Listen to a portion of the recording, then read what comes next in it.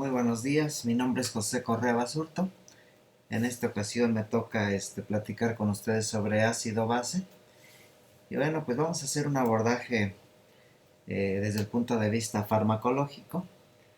Sabemos que el ácido base pues juega un papel muy importante en nuestro organismo y tiene que ver pues a nivel intracelular, a nivel extracelular, con un papel muy importante el sistema ácido base, y es importante pues que en este campo de la farmacología lo consideremos y lo tomemos en cuenta, debido a que pues muchos fármacos van a tener su comportamiento farmacocinético y farmacodinámico, o sea, su mecanismo de acción, pues muy dependiente de las propiedades ácido base, muy dependiente del entorno ácido base que hay en el organismo.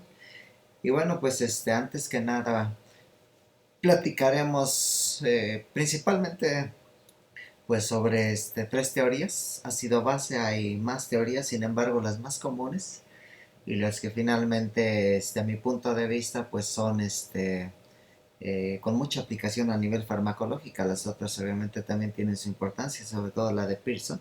Sin embargo, pues las otras teorías son un poquito más complicadas, debido a que para que uno pueda ver sistema ácido base pues ya se requieren casi estudios de computadora. Pero estas teorías, la de Arrhenius, la de Brooks y la de Lewis, pues son teorías que uno a simple vista de una molécula pues puede ir viendo si esa molécula pues es un ácido o una base de acuerdo a sus grupos funcionales.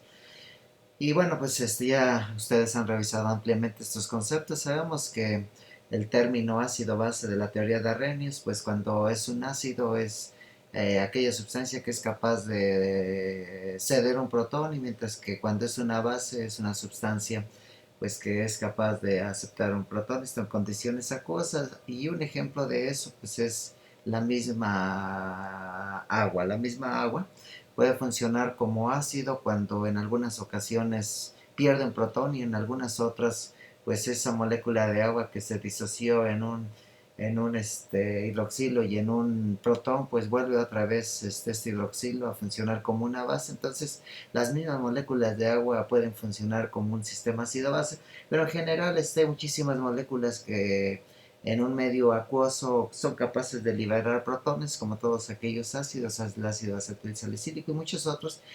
Y pues las bases, de las bases no digamos, también hay muchas bases que son capaces de tomar protones. Los mismos carboxilatos, que inicialmente eran ácidos, han perdido un protón y quedan como carboxilatos, y ahora pues en un entorno acuoso vuelven a tomar un protón y vuelven a quedar como ácidos, y así sucesivamente. Sin embargo, Bromstein más tarde sacó una teoría donde él en esta teoría menciona que no nada más en condiciones acuosas, sino puede ser en condiciones no acuosas.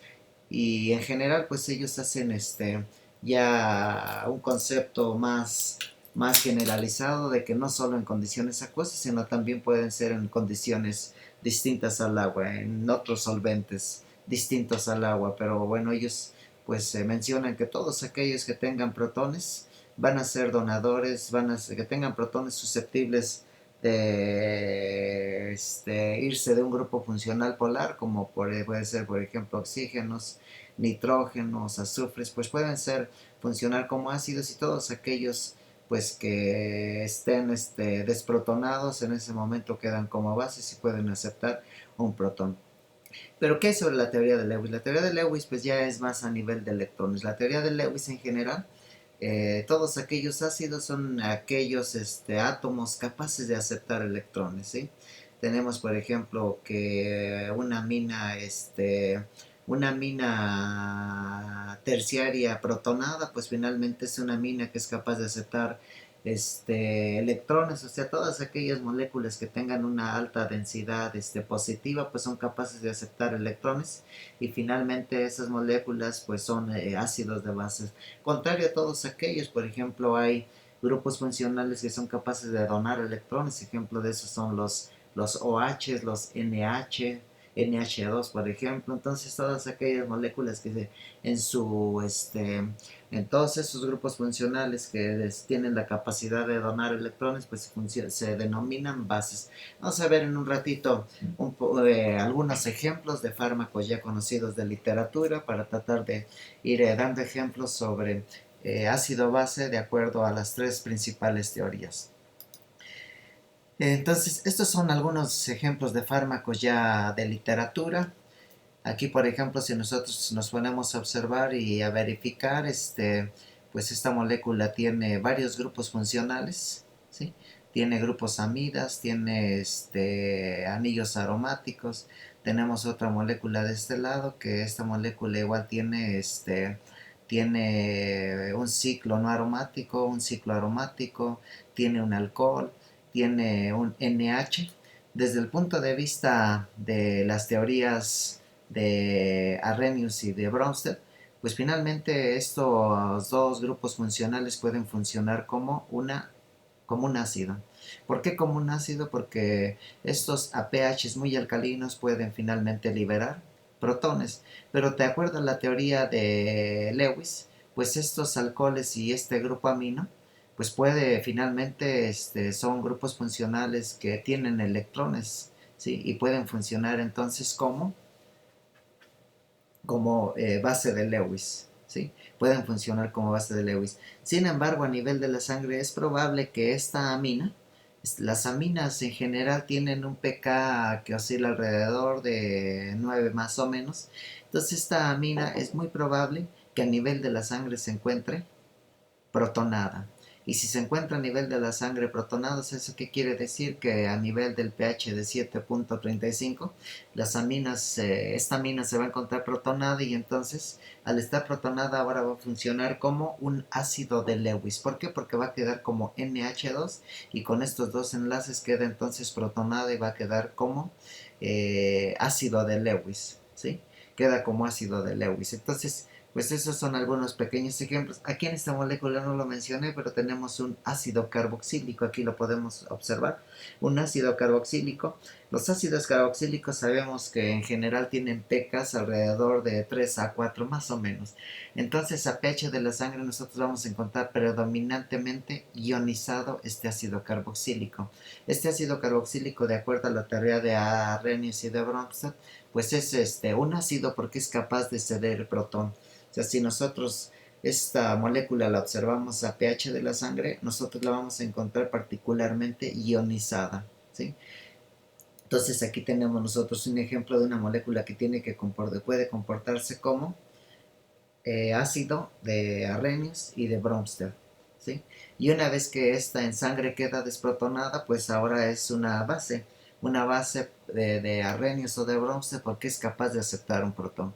Acá tenemos otro fármaco conocido de literatura y este fármaco, como nosotros podemos observar, tiene una amina terciaria, tiene otra amina terciaria y ya decíamos que el pK de las aminas es alrededor de 9, entonces cuando nosotros estemos en la sangre vamos a encontrar que estas van a estar protonadas. ¿Y por qué? Porque si su pK es de 9, ¿qué quiere decir? Que si su pK es de 9, quiere decir que a pH de 9 vamos a tener 50% de esta población y 50% protonado. Sin embargo, cuando nosotros bajamos el pH, ¿qué es lo que estamos haciendo? Pues nosotros estamos favoreciendo la protonación porque estamos bajando de su pK, que es, decíamos, de alrededor de 9, estamos bajando a 7.4 y entonces lo estamos llevando a un entorno más ácido y eso va a hacer que se favorezca lo protonado, ¿sí? Y y bueno, quiero irme sobre todo platicando sobre aquellas moléculas que puedan ser susceptibles a ser ionizadas, ya sea a pH de la sangre. Y decía, pues son todas aquellas aminas, son las aminas primarias, las aminas terciarias y las aminas secundarias. Aquí tenemos tres ejemplos. Tenemos una amina primaria, una amina secundaria, perdón, y una amina terciaria. ¿Por qué terciaria? Porque tiene tres carbonos vecinos, como vecinos de enlace, ¿sí? ¿Por qué secundaria? Porque tiene dos carbonos vecinos. ¿Por qué primaria? Porque tiene un carbono. Entonces las aminas Las aminas decíamos que tienen un pK alrededor de 9 y estas aminas a pH de la sangre se protonan. ¿Cómo funcionan estas aminas? Entonces, finalmente estas aminas, pues al estar protonadas son entonces ácidos de Lewis. Pero así como nosotros las estamos observando ahorita como bases. ¿Por qué como bases? Porque son como bases de Arrhenius o de Bronsted. ¿Por qué como bases? Porque son capaces de aceptar un protón, así como las tenemos son capaces de aceptar un protón. Entonces ahorita están como bases. En el momento que quedan estas a pH de la sangre, pues ahora, de acuerdo a las teorías de Arrhenius y de Bronsted, funcionarían como ácidos porque tendrían la capacidad de donar un protón. Como ácidos de Bronsted o de Arrhenius y como ácidos de Lewis. Ajá. ¿Por qué de Lewis? Porque finalmente al estar protonadas van a tener una carga positiva y eso entonces los hace, pues finalmente los considera como patrones como ácidos de Lewis. Así como nosotros los observamos, podemos decir que pues son bases de Lewis. ¿Por qué? Porque tienen electrones disponibles, ¿sí? Entonces decíamos que, de acuerdo a la teoría de Lewis, todos los grupos aminos que están no ionizados, pues van a tener electrones disponibles y eso los hace como bases de Lewis, ¿sí? Esto es igual, o sea, si están desprotonados los vamos a tener como base de Lewis, ¿sí? O sea, esto en condiciones o en pH muy alcalino, este es el patrón como nosotros lo vamos a observar, ¿sí? Si nosotros lo vemos a 10, pues predominantemente vamos a ver este patrón que está aquí dibujado. Si nosotros lo llevamos a la pH de la sangre, nosotros lo vamos a ver ionizado y lo vamos a ver entonces ahora como una, este, en el momento que está ionizado lo vamos a ver como un ácido de Lewis, en el momento que está protonado y ionizado, ¿sí? Y bueno, quiero hacer algunos ejemplos con moléculas que tienen ácidos carboxílicos. Estas moléculas son pues conocidas por todos nosotros, captopril y algunos otros que aquí nosotros tenemos y que sabemos que se ocupan en el mercado como antivirales. Y estas moléculas pues se caracterizan algunas de estas por tener ácidos carboxílicos, ¿sí? Aquí tenemos entonces ácidos carboxílicos y este ácido carboxílico así como está dibujado quiere decir que está dibujado a un pH ácido, o sea, a un pH que está cerca de su pK que decíamos que es de 3 a 4 o incluso pues a un pH más ácido que es el del estómago, a entre 1 y 1,5, ¿sí? Si nosotros llevamos esto captopril a la sangre, nosotros lo vamos a encontrar predominantemente desprotonado. Así como nosotros lo observamos, pues captopril, como nosotros lo observamos, está ahorita como un ácido de Arrhenius o de Bronsted, ¿sí? Porque tiene la capacidad de liberar un protón. En el momento que libera un protón, pues ahora queda como una base de Arrhenius o de Bronsted. ¿Por qué? Porque ahora se es capaz de aceptar un protón, pero así como lo vemos, está en este momento como un ácido. ¿Por qué? Porque es capaz de liberar un protón. Lo mismo con esta sustancia, ¿sí? A pH de la sangre nosotros tenemos que ver un patrón en donde esté predominantemente desprotonado, o sea, lo tenemos que ver a nivel del pH de la sangre como una base que no tenga un protón y entonces pues que tenga la capacidad de aceptar un protón una vez que esté a pH más ácido. Entonces esto es algo muy importante que tenemos que considerar. Ahorita vamos a platicar por qué es importante el ácido base en la farmacología. Es muy importante a nivel de su farmacocinética y a nivel de su farmacodinámica y ahorita la vamos a ir platicando.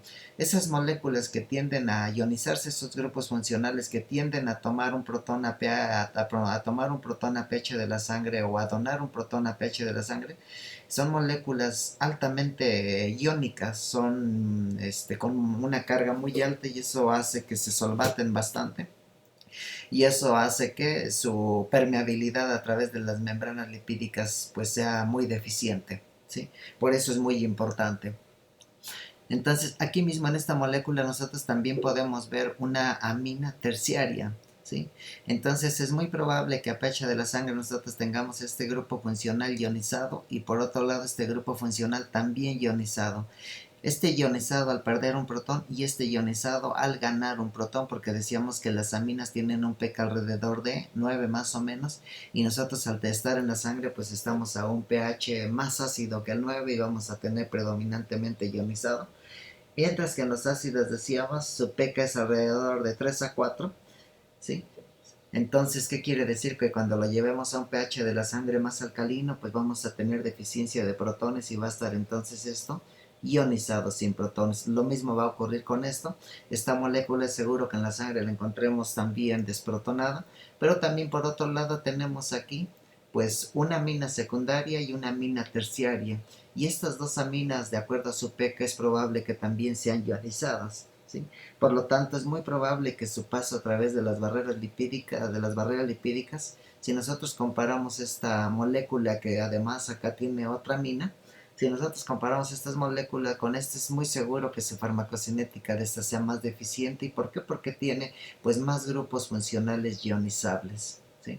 Entonces, por eso es la importancia en la farmacocinética de también pues del ácido base, ¿sí? Obviamente a nivel del estómago, pues una molécula a nivel del estómago, ¿qué es lo que va a suceder cuando nosotros tenemos este, una molécula que solo tiene ácidos carboxílicos?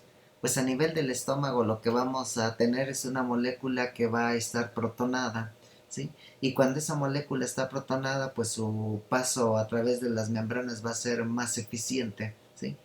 Así como nosotros estamos observando esta molécula, así como la estamos observando, esta molécula finalmente puede pasar muy bien las barreras lipídicas. Sin embargo, a pH de la sangre, nosotros lo que vamos a tener es, sí, efectivamente esto va a estar protonado y por lo tanto, pues va a ser permeable. Sin embargo, esto también va a estar protonado y esto va a hacer que pues limite su paso. Pero si nosotros no tuviésemos este grupo amino y solo tuviésemos el ácido carboxílico, pues nosotros podríamos o esta molécula podría en el estómago pasar muy bien barreras lipídicas. Ejemplo de eso es el mismo ácido salicílico, que solo tiene pues un carboxilato y que cuando se da vía oral, pues a nivel del estómago pasa muy bien, ¿sí?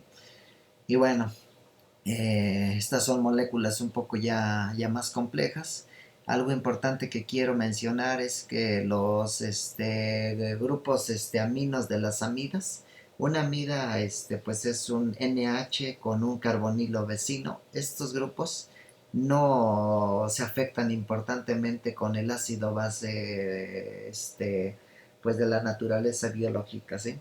Estos aminos no toman protón, los aminos que provienen de amidas, y quiero mencionarlos porque finalmente pues hay muchas amidas que constituyen los fármacos, ¿sí? Muchísimas amidas, o sea, ya decíamos es un grupo NH con un carbonilo y estas amidas pues no se afectan importantemente en el pH a pesar de que tenemos un nitrógeno, pero las nitrógenos que decíamos que si tienden a protonarse, pues son todos aquellos nitrógenos que están como aminas primarias, secundarias o terciarias, ¿sí? Nosotros aquí tenemos entonces una amina terciaria que tiene, decíamos, un carbono, otro carbono y otro carbono. Tiene una amina secundaria que tiene un carbono y otro carbono. Tenemos aquí otra amina secundaria y quisiera ahorita ver si por aquí podemos observar pues una amina primaria para que finalmente pues esto quede claro. Aquí tenemos una mina también terciaria, otra mina terciaria, ¿sí?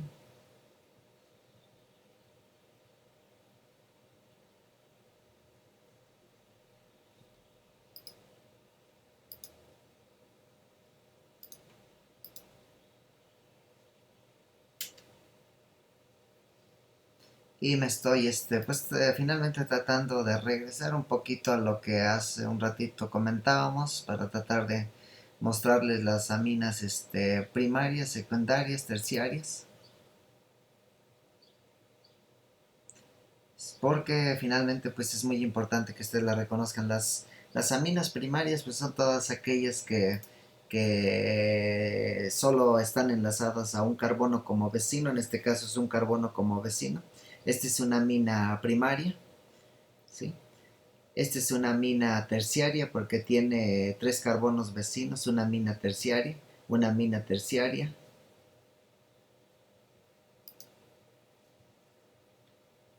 una amina terciaria, una amina terciaria, una amina primaria.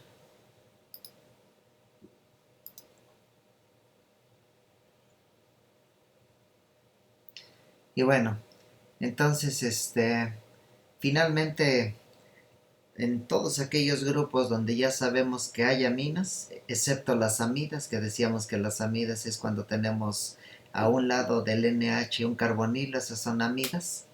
Entonces todas las demás aminas, una amina primaria, una amina primaria, y las aminas secundarias y las aminas, entonces por aquí también hace un rato veíamos las aminas terciarias, que ahorita estoy tratando de identificar una amina terciaria, amina terciaria 1, 2, 3, amina secundaria 1, 2 y amina primaria, entonces esta es la amina primaria. Entonces las aminas, excepto de los nitrógenos que tienen a NH, que tienen el vecino como carbonilas, todas esas tienen un pK, entonces decíamos alrededor de 9, y cuando nosotros estemos en la sangre, pues a nivel de la sangre es un pH de 7.35, 7.45.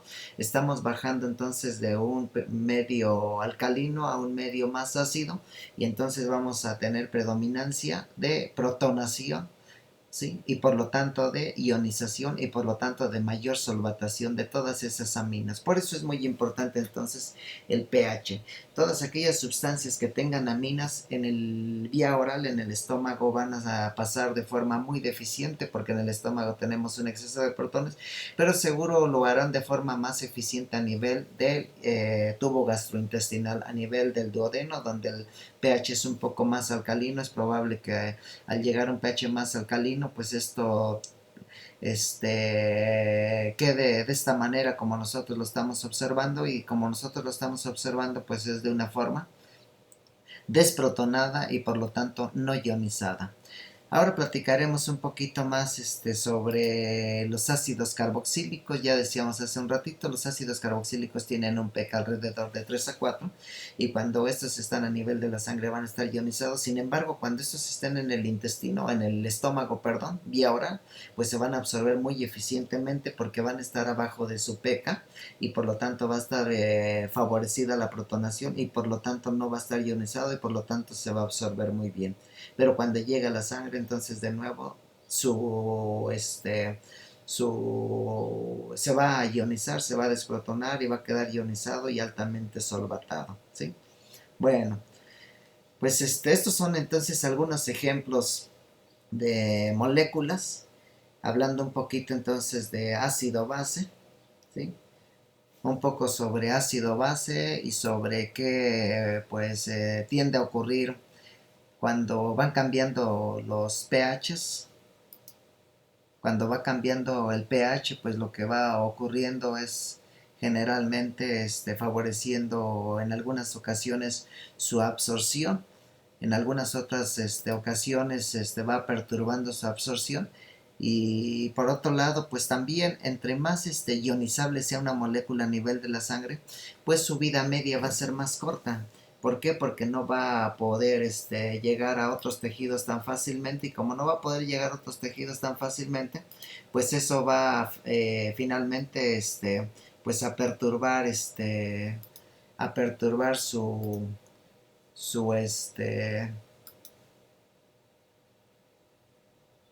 a perturbar finalmente su absorción, su distribución en tejidos. Y bueno, quiero mostrarles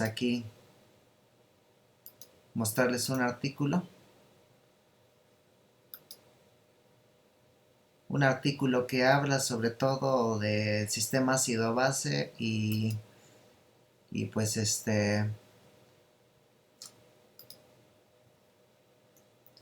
que habla sobre todo del sistema ácido base y la farmacocinética.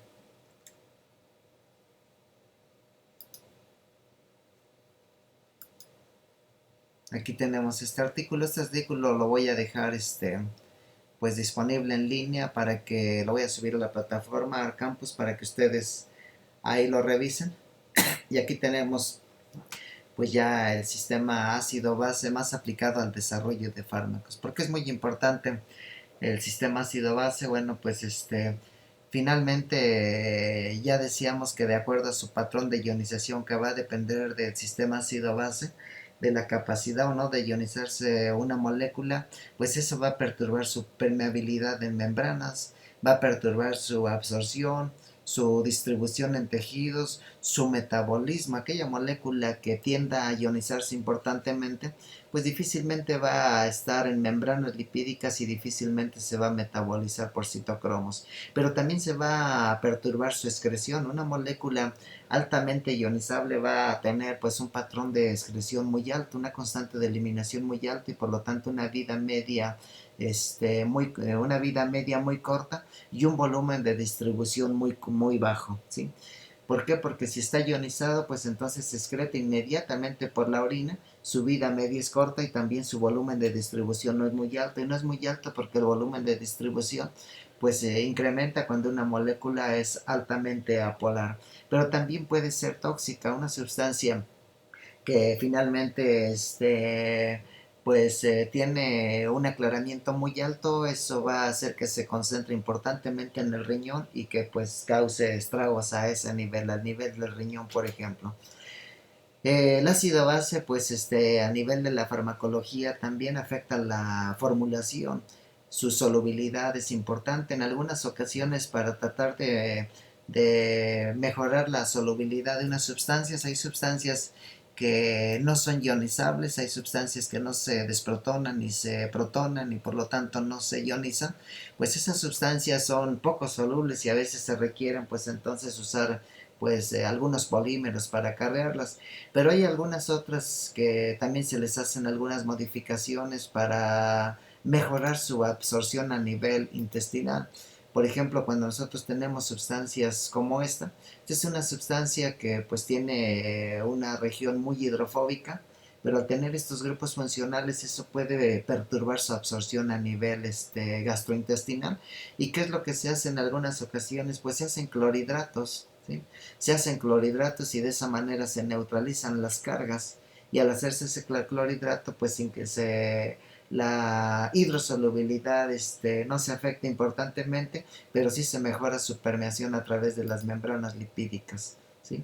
Por lo tanto, pues siempre se requiere ir viendo si es necesario hacer algunos complejos fármaco nanopartículas. Esto también afecta a su coeficiente de partición, ¿sí? Afecta también pues qué tipo de excipientes tienen que ocuparse, si de predominancia alcohólica o acuosa, afecta su osmolaridad y también puede afectar su estabilidad químico-estructural. Entonces, el ácido base, el equilibrio ácido base, pues es muy importante para la formulación, para la farmacocinética, muy importante también para pues su digamos que su actividad biológica, dado que de acuerdo también esos patrones ácido base pues podemos favorecer o desfavorecer su acumulamiento en ciertas regiones. Una molécula que tiene muchos grupos funcionales difícilmente va a llegar al sistema nervioso central y por lo tanto no vamos a tener actividad biológica a nivel de ese lugar por un patrón pues altamente polar y por lo tanto un deficiente paso a través de barreras lipídicas. Y algo muy importante, y ahorita vamos a platicar un poquito también, pues es a nivel de su interacción con el receptor, ¿sí? El ácido base juega un papel importante a nivel del receptor, dado que puede formar interacciones iónicas. Si nosotros tenemos en nuestro fármaco un grupo funcional cargado positivamente, y en el receptor tenemos un carboxilato o un aspartato, pues entonces podemos tener interacciones iónicas y una acción biológica importante, un reconocimiento de alta afinidad, podemos tener de acuerdo al equilibrio ácido-base, pues podemos tener interacciones dipolo-dipolo, puentes de hidrógeno, interacciones ion-dipolo, entre algunas otras. O sea, el ácido base juega un papel muy importante para la farmacocinética, la formulación y sobre todo para el efecto biológico de las sustancias, ¿sí? Aquí tenemos un esquema donde nosotros tenemos una sustancia y esta sustancia pues va incrementando su ionización conforme se va modificando el pH, ¿sí? Entonces nosotros aquí seguro estamos hablando de un ácido. Estamos hablando aquí en este caso de un ácido y este ácido conforme lo tenemos en un pH más ácido, nosotros vamos a tener esta sustancia protonada, ¿sí? Y por lo tanto esta sustancia es altamente permeable en barreras lipídicas, en membranas, ¿sí? En membranas es altamente permeable. Mientras que conforme vamos haciendo el pH un poquito más alcalino, ¿qué es lo que va sucediendo? Ese ácido se va desprotonando y cuando se va protonando va incrementando entonces su ionización. Y al ir incrementando su ionización llega un momento en el cual se hace constante, pues esta molécula va disminuyendo su permeación. Si nosotros dibujáramos su patrón de ionización de acuerdo al pH con la permeación en membranas lipídicas, nosotros tendríamos un patrón muy semejante. Tendríamos una curva de esta manera donde nosotros tendríamos mucha permeación y conforme se va ionizando la molécula nosotros vamos decreciendo la permeación en membranas lipídicas, ¿sí? Vamos decreciendo la permeación en membranas lipídicas. Pero ¿qué pasa con el entorno acuoso? Con el entorno acuoso nosotros vamos teniendo un patrón como aquí lo estamos observando, ¿sí? Cuando estamos a pHs muy ácidos, pues esta molécula en el entorno acuoso no tiene tanta hidrosolubilidad, sin embargo, conforme se va ionizando, pues va incrementando su hidrosolubilidad, ¿sí? Entonces, por un lado, favorecemos mucho el patrón de hidrosolubilidad, pero desfavorecemos mucho la permeación a través de membranas lipídicas, ¿sí? Conforme nosotros vamos incrementando la ionización, nosotros vamos finalmente afectando también su volumen de distribución, ¿sí? Entre más ionizado sea, su volumen de distribución va disminuyendo importantemente y por otro lado su aclaramiento va incrementando y su vida media se va haciendo más corta. Entonces, con este esquema, hablando de ácidos, pues nosotros podemos ir observando cómo el cambio del pH pues va cambiando su patrón de ionización y todos sus parámetros farmacocinéticos. Contrario a lo que nosotros podemos observar a nivel de las aminas. A nivel de las aminas nosotros lo que podemos observar es que a pHs muy ácidos las aminas las vamos a tener protonadas, ¿sí? Y como las tenemos protonadas las tenemos pues ionizadas y por lo tanto son moléculas que pues tienen un alto índice de solvatación, ¿sí? Entre más ionizadas, más solvatadas. Conforme nosotros vamos incrementando el pH, nosotros vamos haciendo que la cantidad de protones se haga deficiente y al irse haciendo deficiente la cantidad de protones, pues esas aminas se van desprotonando y entonces su patrón de ionización va disminuyendo y por lo tanto nosotros pues vamos haciendo a esta molécula de muy hidrosoluble a poco hidrosoluble, ¿sí? ¿Por qué? Porque vamos disminuyendo la ionización. Pero por otro lado, conforme nosotros vamos incrementando el pH, vamos nosotros favoreciendo su paso a través de membranas lipídicas, ¿sí? Nosotros a pHs muy ácidos, en membranas lipídicas, pues su paso va a ser muy deficiente y conforme vayamos alcalinizando, vamos a favorecer su paso a través de membranas lipídicas y al revés, ¿sí?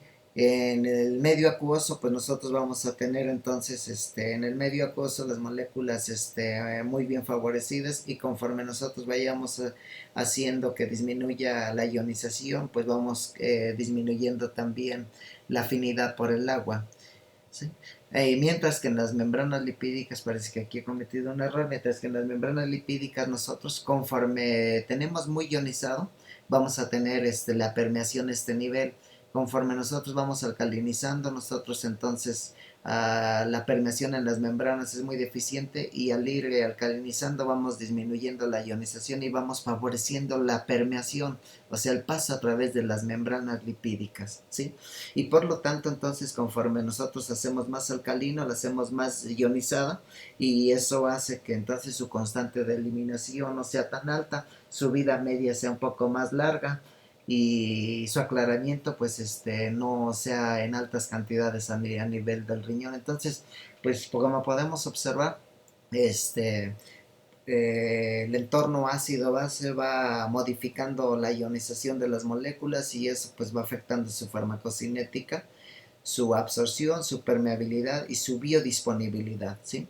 Una molécula que tiene un grupo funcional tipo ácido, a nivel del estómago va a tener una alta biodisponibilidad, o sea, va a llegar a una cantidad de sustancia muy alta a nivel de la sangre. ¿Por qué? Porque va a tener una permeabilidad favorecida. A nivel del intestino estamos hablando de un pH más alcalino, aquellas moléculas que tengan una amina, pues esa amina ya sea primaria, secundaria, terciaria, a nivel del intestino vamos a tener una mayor biodisponibilidad porque vamos a favorecer una desprotonación y por lo tanto vamos a disminuir la ionización, ¿sí? Y bueno, pues finalmente también una molécula, si es o no ionizable, eso afecta su volumen de distribución, también afecta su unión a proteínas, particularmente las moléculas que no son ionizables, o sea que no tienen ácidos ni tienen aminas, pues son moléculas que finalmente no tienen grupos funcionales ionizables y eso hace que tengan volúmenes de distribución muy alto, hace que tengan unión a proteínas muy favorecido como la albúmina, ¿sí? Eso hace también que puedan llegar a barreras lipídicas como el cerebro, que es una barrera complicada de permear, entre algunas otras ventajas que tiene el hecho de tener o no grupos ionizables, funcionales ionizables. Una molécula que no tiene grupos funcionales ionizables, pues es seguro que debido a que es muy hidrofóbica, esté en las membranas lipídicas y por lo tanto sea alcanzada por los citocromos y sea metabolizada, ¿sí?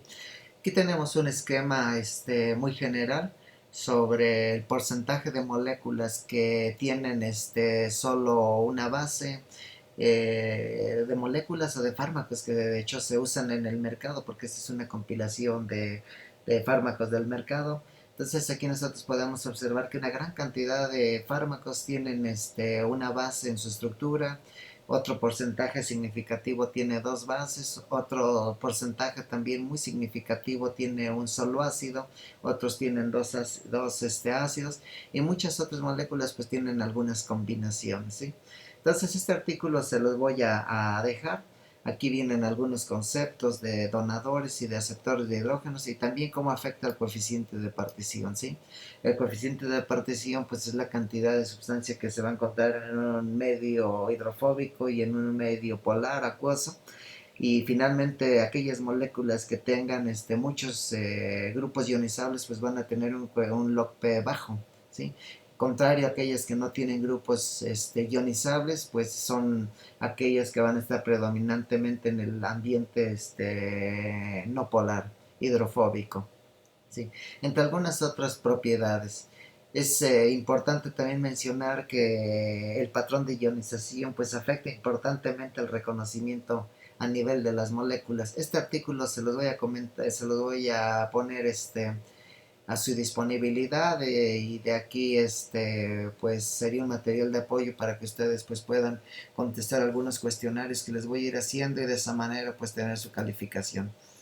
Aquí está un esquemita de lo que ya previamente platicábamos. Entonces, finalmente el ácido base afecta la absorción, afecta la liberación, la unión a proteínas, la biotransformación, ¿sí? Una molécula que tiene grupos ionizables es probable que no sea biotransformada y que no se generen metabolitos. Afecta también las reservas a nivel de tejidos, afecta el aclaramiento, la excreción que ya habíamos visto previamente. Entonces el ácido base finalmente pues perturba importantemente su farmacocinética de una sustancia, por lo que ya decíamos, por los grupos ionizables, ¿sí? Y bueno, Aquí está un pequeño esquema sobre también cómo podemos decir que el ácido base juega un papel importante. Tenemos en los receptores a nivel farmacodinámico, pues tenemos los receptores que generalmente son proteínas, y estos receptores también tienen pues en sus cadenas, en sus aminoácidos, en las cadenas laterales de los aminoácidos, en estas cadenas laterales hay grupos funcionales también ionizables, ¿sí? Tenemos, por ejemplo, la arginina, que ya decíamos que es en este caso es un aminoácido básico, y decíamos que las aminas tienen pKd 9, y entonces pues esta tiene una amina, y este nivel del pH fisiológico pues está ionizado, está protonado. ¿Sí? Tenemos entonces acá otra arginina, tenemos aquí un aminoácido, el ácido aspartico, que este ácido, el ácido aspartico y el ácido glutámico pues tienen un ácido carboxílico en su cadena lateral, y entonces pues a pH de la sangre está ionizado, está desprotonado, por lo que ya decíamos del pK que tienen los ácidos. Y así tenemos varios cadenas laterales de aminoácidos que también son sensibles al pH, ¿sí? Si nosotros tenemos un fármaco que tiene un grupo amino, pues ese grupo amino va a estar ionizado, y entonces puede interaccionar con estos anillos aromáticos haciendo interacciones de tipo picatión, ¿sí?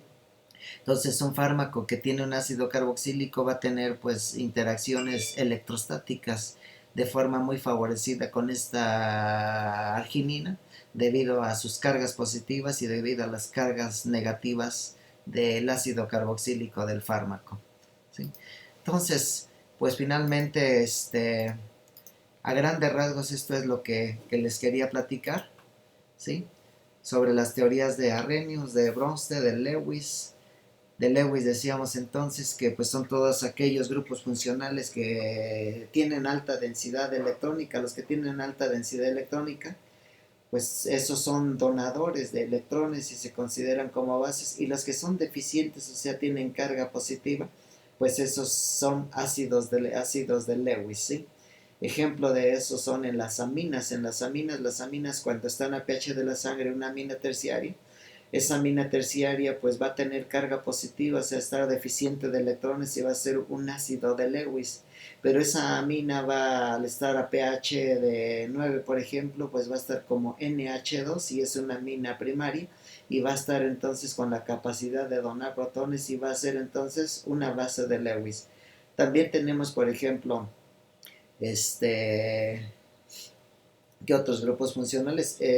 Los ácidos base de Lewis se puede ver casi a nivel por átomo, ¿sí?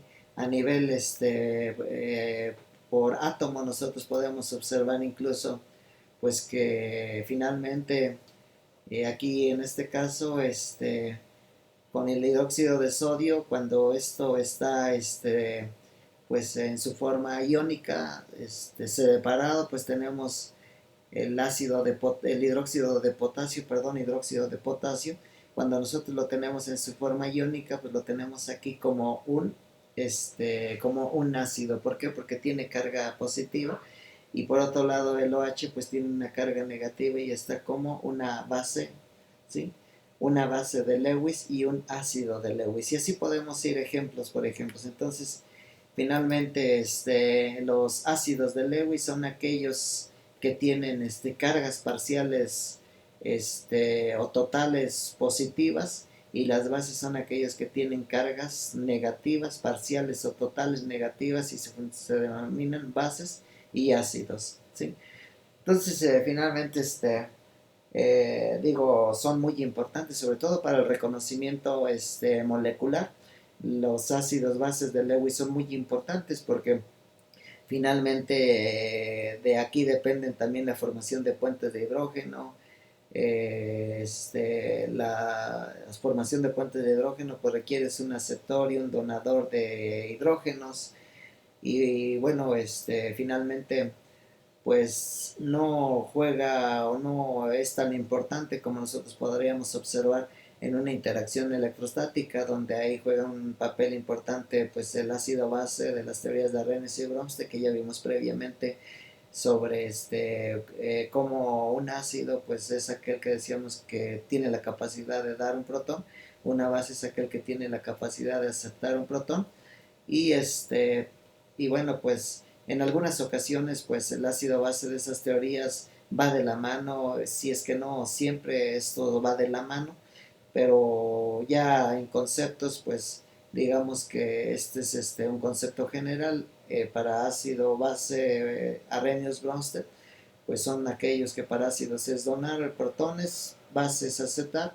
De Lewis un ácido es aquel que tiene pues cargas positivas, así es capaz de aceptar un par de electrones, y una base pues es aquella que tiene electrones disponibles para donar, ¿sí?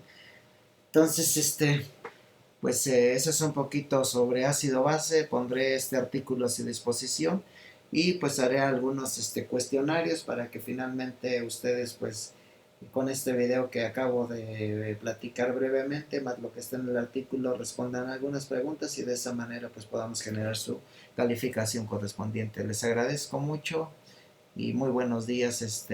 Las actividades las van a hacer en una plataforma que aquí mismo quiero aprovechar, se llama ArcCampus. ArcCampus, en esta plataforma, lo que ustedes tienen que hacer es generar una cuenta, ¿sí? Generan una cuenta en esta plataforma, y una vez que generan esta cuenta, pues ustedes tienen que buscar un link donde diga Join Class. Yo les voy a mandar unos IDs y en ese link finalmente ustedes pues van a encontrar el material. Se van a ir a donde dice Classroom, de donde dice Classroom se van a ir a clases, y ahí en clases pues van ustedes a encontrar la clase correspondiente.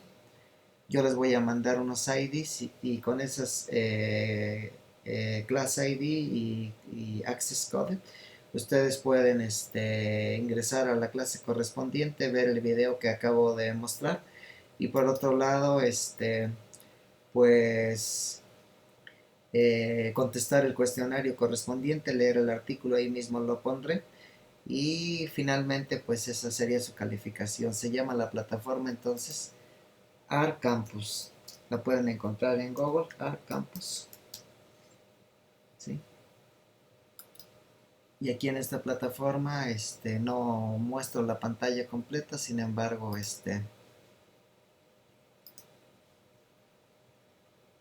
quiero ver a ver si podemos ver la pantalla. Aquí la tenemos. Entonces este es digamos que ArcCampus, ¿sí? Y aquí pues ustedes generan una cuenta. Aquí ustedes, si no tienen cuenta, la generan, y una vez que generan su cuenta pues ya buscan Join Class, y una vez que están en Join Class dan o agregan los datos que yo he mandado a sus correos para que puedan entrar a esta plataforma.